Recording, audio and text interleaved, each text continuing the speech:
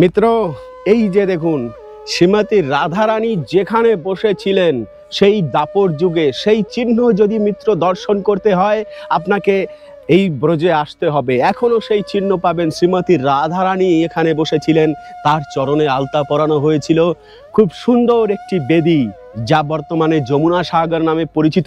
এমন একটি পর্বতে মিত্র রয়েছি যে পর্বতের উপরে ছিল একটি সময় ঝর্ণাধারা এবং খলখল খলখল করে জল বইতে থাকতো। শ্রীমতী রাধারানী তার চরণ সিক্ত করতেন, তার চরণ ধৌত করতেন, আলতা পরতেন, শৃঙ্গার করতেন ভগবান শ্রীকৃষ্ণ। সেই লীলার স্থানে মিত্র আজকে চলে এসেছি। অনেকও লীলা, অনেকও কথা, অনেক কিছু দর্শন করাবো। মুগ্ধ হয়ে যাবে মিত্র আপনার দুনয়ন আজকের এই ভিডিওটি দর্শন করে, আজকে এই লীলার স্থানটি দর্শন করে। ধাম সেবক উত্তম চ্যানেলে আপনাকে অনেক অনেক স্বাগতম। একদিন পর পর ঠিক সন্ধ্যা 6টার সময় একটি করে ভিডিও আমি নিয়ে আসি শুধুমাত্র আপনাকে দর্শন করাবার জন্য। তো চলুন আজকের এই ভিডিওটি শুরু করা যাক। আমার হারিয়ে গেছে ব্রজের কানাই দারাবতীর বেশে, তাই সারা গোকুল কেঁদে আকুল নয়ন জলে ভাসে। হারিয়ে গেছে ব্রজের কানাই দারাবতীর বেশে।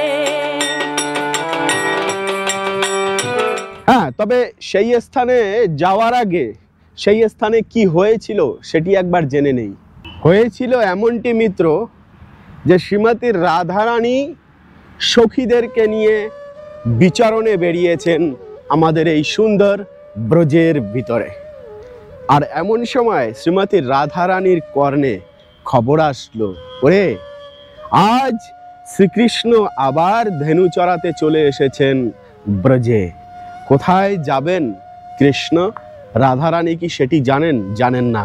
তবে খবর দেওয়ার জন্য চলে এসেছিলেন অনেক গোপিকারা। তো শ্রীমতী রাধারানী মনে মনে ভাবলেন যে আজকে ভগবান শ্রীকৃষ্ণের সাথে অবশ্যই দেখা হবে, কিন্তু কোথায় হবে কোনো ঠিক ছিল না মিত্র।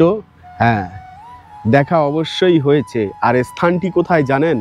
বারসানা থেকে প্রায় 1.5 কিলোমিটার দূরে অবস্থিত একটি স্থান। আমরা সবাই সেই স্থানকে চিনি মিত্র।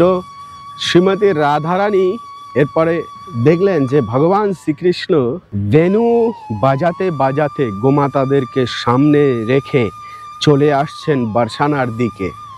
আর বারসানার দিকে আসতে আসতে এমন একটি পর্বত পড়ল, সব গোমাতাদেরকে সেই পর্বতের তলটিতে রেখে পর্বতের উপরে চড়ে বসলেন গোবিন্দ। এবং দেখতে পেলেন শ্রীমতী রাধারানী সেখানে সখীদের সহিত রয়েছেন। এবং তার নিকটেই ছিল একটি এমন বৃক্ষ, যে বৃক্ষ থেকে একটি ফল প্রাপ্ত হতো এবং সেই ফলটিই ছিল সব সখীদের, শ্রীমতী রাধারানীর এবং গোবিন্দের শৃঙ্গারের বন। এবং ভগবান শ্রীকৃষ্ণের সঙ্গে যখন সব সখীরা মিলিত হলেন, শ্রীমতী রাধারানী একটি শিলার উপরে বসলেন এবং গোবিন্দ শ্রীমতী রাধারানীর চরণের দিকে তাকিয়ে পড়লেন। দেখলেন কই, আজ তো শ্রীমতী রাধারানীর চরণে আলতা নেই, যেন শৃঙ্গারে কোথাও না কোথাও একটুখানি কমই আছে। তখন সব সখীরা আলতা পরিয়েছিলেন শ্রীমতী রাধারানীর পায়ে। কোন ফল দিয়ে মিত্র? সেই যে বৃক্ষের কথা বললাম একটু আগে, সেই বৃক্ষের ফলে এমন একটি রং নির্গত হয় যে সেই রং ব্যবহার করা হতো আলতা রূপে। এবং মান্যতা এমনই যে আমাদের গোবিন্দ শ্রীমতী রাধারানীকে শৃঙ্গার করেছিলেন। হ্যাঁ মিত্র, আজকে আমরা দর্শন করব সেই স্থান যেখানে আলতা পরেছিলেন শ্রীমতী রাধারানী এবং ভগবান শ্রীকৃষ্ণ পরিয়েছিলেন, সখীরাও পরিয়েছিলেন। চলুন আমরা সেই শিলা দর্শন করি, যে শিলার উপরে শ্রীমতী রাধারানী বসেছিলেন, স্বয়ং ভগবান শ্রীকৃষ্ণ বসেছিলেন যে শিলার উপরে। সেই শিলা তো দর্শন অবশ্যই করতে হবে আমাদের, তাই না? তো এবারে দর্শন করতে করতে এক নিমেষের মধ্যে কোথায় চলে এসেছি মিত্র। দেখুন কোন স্থান এটা। দেখুন বিশাল বড় একটি পর্বতের উপরে কিন্তু এই মুহূর্তে রয়েছি। পর্বতটি কি মিত্র আসলে চেনা চেনা লাগছে? ভালো করে একটু নজর দিয়ে দেখুন তো।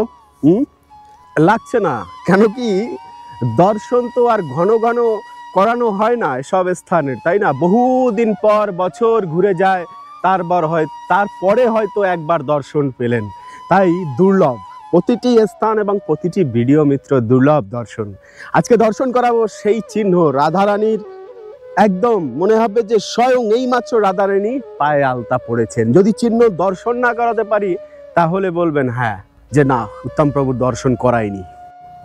তো এবারে সর্বপ্রথম আপনাকে দর্শন করাই, ধুধু করছে এই যে পাহাড়ের চূড়া, হ্যাঁ, তারপরে এই যে পাহাড়ের চূড়া, এখানে কার বাড়ি, কার কুটিয়া জানেন?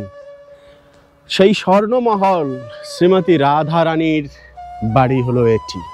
হ্যাঁ, এখান থেকে শ্রীমতী রাধারানী সব সখীদেরকে নিয়ে চলে এসেছিলেন এই পর্বতে। দেখুন মিত্র, এই পর্বতে, আর সুন্দর ফুলে ফুলে সম্পূর্ণ ব্রজধাম ভরা, তার ভিতরে নন্দগ্রাম হলো এদিকে। ভগবান শ্রীকৃষ্ণ নন্দগ্রাম থেকে 9 লক্ষ গৌমাতাদেরকে নিয়ে এই বনে চলে এসেছেন। মিত্র, সেই পবিত্র স্থানে চলে এসেছি। আর ব্রজবাসীরা রয়েছে আমাদের ব্রজধামে সর্বদা রাধারানীর সহিত, তারাও চলে এসেছেন মিত্র এই স্থানে। এই স্থানে সে সময় ঝর্ণা বইতেন, এখানে ব্রজবাসীদের সেই কথা। আজ হয়তো আমরা দর্শন করতে পারছি না, আসলে মিথ্যে নয় তাদের কথা মিত্র। একটি সময় না, আমরা দেখতে পাই অনেক সময় যে ঝর্ণা বইছে, ভগবান শ্রীকৃষ্ণ বসে আছেন, রাধারানী বসে আছেন, কিন্তু সেই ঝর্ণা আজ কোথায়? ব্রজেতে একটিও ঝর্ণা দেখা যায় না মিত্র। 5,500 বছর আগের কথা। হ্যাঁ, আমাদের গিরিরাজ গোবর্ধনেও ঝর্ণা বইতো, আজ কোথায়? নেই, হারিয়ে গেছে না? দেখুন, এখানেই ছিল বড় এক সরোবর এই পর্বতের উপরে, জানি না সেই সরোবর কোথায় হারিয়ে গেল। বর্তমানে ব্রজবাসীরাই দেখুন পর্বতের উপরে এই যে স্থানটি রয়েছে, এখানকে যমুনা সাগর বলা হয়। দেখুন শ্রীমতী রাধারানীর বসার সেই বেদি মিত্র, যেখানে সখীরা গোল হয়ে বসেছিলেন। দেখুন তাদের চরণের চিহ্ন, দেখুন এখনো পর্যন্ত এখানে শিলা লাল হয়ে আছে। হ্যাঁ, এটি হলো সেই পবিত্র বসার স্থান। আরও একটি স্থান রয়েছে মিত্র, অবশ্যই দর্শন করাবো। সেটি হলো নিচে, যেটাকে মিত্র আমরা জানি আলতা পাহাড়ি নামে। আর এটি হলো যমুনা সাগর। এর পিছনে অনেকটা দূরে আরও একটি লীলার স্থান আছে, অন্য ভিডিওতে আমরা সেই স্থান দর্শন করব। 56 কটোরে বলা হয়, সেখানে গোবিন্দের এবং রাধারানীর চূর্ণী, সেখানে চিহ্ন রয়েছে সেই স্থান। কিন্তু দর্শন করুন, কল্পনা করা যায় মিত্র 5,500 বছর আগে শ্রীমতী রাধারানীর চরণ এখানে পড়েছিল, ভগবান শ্রীকৃষ্ণের চরণ পড়েছিল। দেখুন আজও পর্যন্ত ময়ূরের পালক এখানে লক্ষ্য করা যাচ্ছে। ময়ূরীরা রাত হলে এখানে নৃত্য করেন, সকাল হলে নৃত্য করেন। আর রাধারানীর বর্ণ, এই যে দেখুন এখানে ফুল রয়েছে কত সুন্দর। আর এই যে সবেমাত্র রাধারানী হয়তো আলতা পড়ে গিয়েছেন পায়ে।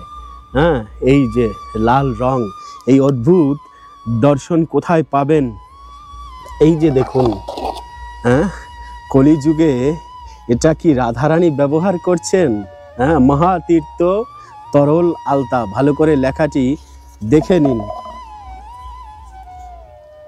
মহাতীর্থ আলতা রয়েছে। হ্যাঁ, এ হলো ভক্তদের কাজ। বর্তমানে কলিযুগে ভক্তরা এসে শ্রীমতী রাধারানীর এই স্থানে রাধারানীর সেই বেদি রয়েছে এখনো যেহেতু, তো আলতা পরাতে দোষ কি? আমাদের পশ্চিম বাংলা থেকে এই কোটো এসেছে আলতা পরাবার স্থান।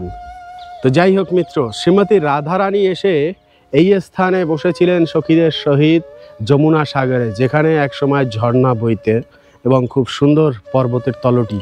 দেখুন এখান থেকে এই যে বিশাল বড় আমাদের সম্পূর্ণ এই দিকে কিন্তু রয়েছে কাম্যবন, প্রায় 40 কিলোমিটার 35 কিলোমিটার এগিয়ে গেলেই পাওয়া যায়। আর বৃক্ষে প্রচুর পরিমাণে রয়েছে টিয়া পাখি, সম্পূর্ণ বন জুড়ে এক অন্যরকম দৃশ্য। অনেকেই কিন্তু এই আলতা পাহাড়ি দর্শনের জন্য আসেন। আর ওপারে ধুধু করছে, দর্শন করা যাচ্ছে, সেটা হলো ললিতা সখীর বাড়ি।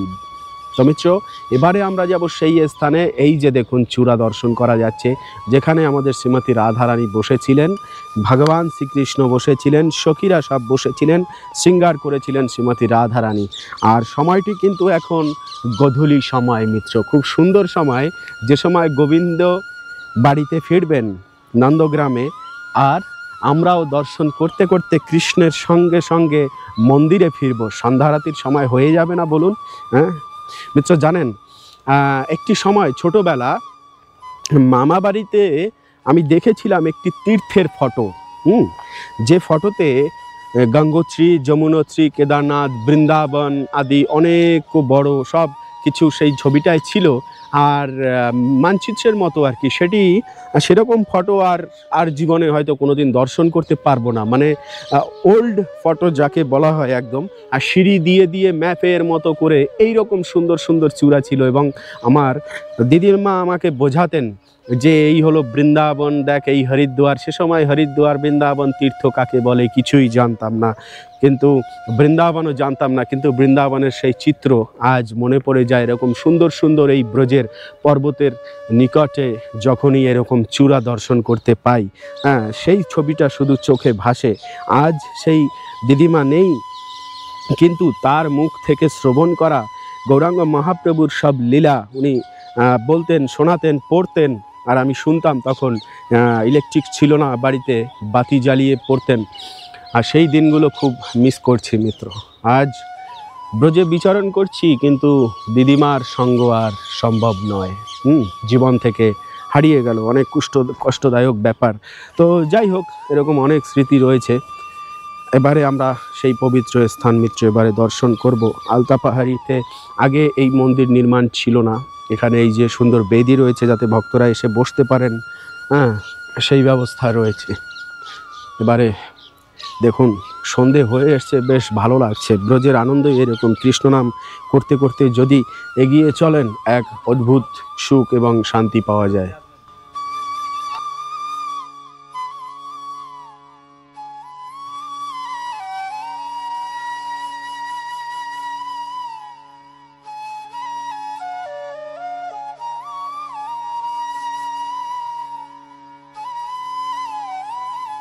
তো এই হলো আমাদের শ্রীমতীর সেই চিহ্ন। দেখুন শ্রীমতী রাধারানী এখানে বসেছিলেন, আজ এখানে রয়েছে সেই বেদি। কত আলতা ভক্তরা নিবেদন করেন সেই স্মৃতিতে, এও এক ধরনের রাধারানীর সেবা। তো দেখুন আলতা কি পরিমাণে ভক্তরা দিয়েছেন, পুরো এখানে বেয়ে বেয়ে চলে এসেছেন। হ্যাঁ, এই পর্বতের পরিচয়ই হলো আলতা পাহাড়ি মিত্র, আর ভগবান শ্রীকৃষ্ণের অদ্ভুত। এই যে বর্তমানে দেখুন বেদিটি লক্ষ্য করা যাচ্ছে, খুব সুন্দর চারিদিকটা সাজানো, এবং বসার খুব সুন্দর একটি স্থান রয়েছে। হ্যাঁ, সম্পূর্ণ একদম রাধারানীর সখীদের চিত্র আঁকা রয়েছে দেয়ালে মিত্র, খুব ভালো লাগছে। আর এখান থেকে ব্রজধামটাও খুব সুন্দরভাবে উপভোগ করা যায়। খুব সুন্দর চাবুচ্চা নির্মাণ হয়েছে মিত্র এখানে, বেশ। আর এখানে এক প্রসিদ্ধ আমাদের বাবা রয়েছে, এখানে উনি বসে থাকেন। ওনাকেও শত কোটি নমন ওনার চরণে। আগে যাত্রীরা এসে এখানে আসতেন, কিন্তু বসার জায়গা ছিল না, এখন বেশ ভালো লাগে।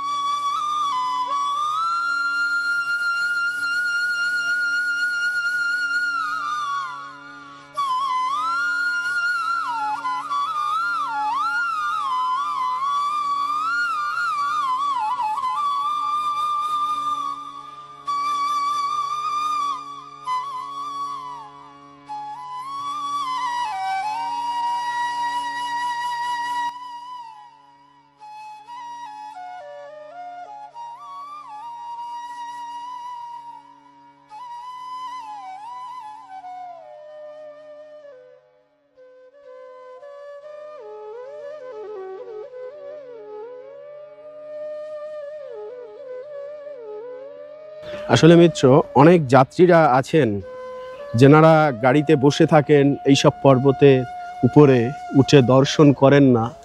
আসলে দুর্ভাগ্য আমাদের আর কি। সেই সব বয়সে যদি আমরা দর্শন করতে আসি, এই প্রবলেমটা তো হতেই পারে। কিন্তু যাদের গায়ে শক্তি রয়েছে বর্তমানে, তাদেরকে বলবো আপনারা দেরি না করে, সেই বয়সে না পৌঁছে আগে থেকেই চলে আসুন এবং ব্রজধাম দর্শন করুন। তাতে দর্শনের আনন্দ, কৃপা আদি আরো অনেক বেশি লাভ হবে, তাই না? এটাই হলো রহস্য। তাহলে মিত্র, আজকের এই ভিডিওটি ছিল এই অবধি। পরবর্তী ভিডিওতে আবার দেখা হবে, কথা হবে জল খাওয়ার সাথে সাথে। রাধে রাধে।